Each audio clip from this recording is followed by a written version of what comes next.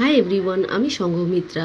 আজ হচ্ছে আমার ছেলের হ্যাপি বার্থডে। ওর আজকে জন্মদিন, তাই আমার রান্নার পালা নেই। ওর ঠাকুমা আজকে রান্না করবে। ও ঠাকুমার হাতে রান্না খেতে খুব ভালোবাসে, তাই আমার শাশুড়ির হাতে রান্না হবে আজকে। চলো, রান্না হয়ে যাওয়ার পর হচ্ছে ওর আশীর্বাদের পালা। ওর আজকে জন্মদিন, আশীর্বাদ তো বড়রা করতেই হবে। যেহেতু ওর ঠাকুমা বড়, তাই ও ঠাকুমা বড় হয়ে আগে আশীর্বাদ করছেন।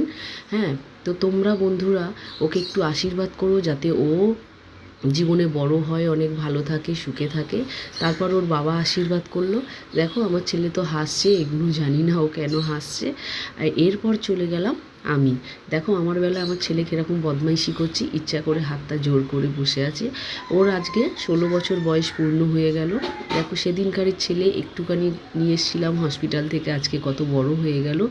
যাই হোক, বাচ্চা তো বড় হবেই। তো দেখতেই পাচ্ছ কীরকম বদমাইশি করছে। ও সুখে থাকুক, এটাই আমি প্রার্থনা করি। আমি মা হয়ে এর থেকে আর বড় কিছু চাই না। ও জীবনে অনেক বড় হোক। দেখো ও আমার কাছে কিছু চাইছে, তো আমি ওকে কিছু দিতে পারলাম না। দেখো আশীর্বাদটুকুই দিলাম। এরকম বদমাইশি করছে দেখছো।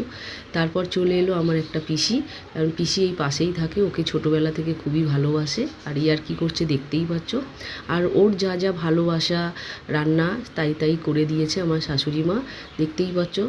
আর খাবারটাও খেতে খুবই ভালোবাসে, খেতেও খুবই ভালোবাসে। তো দেখতেই পাচ্ছ খুব সুন্দর করে সাজিয়ে ওকে আমরা খেতে দিয়েছি। তো ভিডিওটা বন্ধুরা ভালো লাগলে একটু লাইক কমেন্ট করে দিও, একটু পাশে থেকো আর ওকে হাত ভরে আশীর্বাদ করো।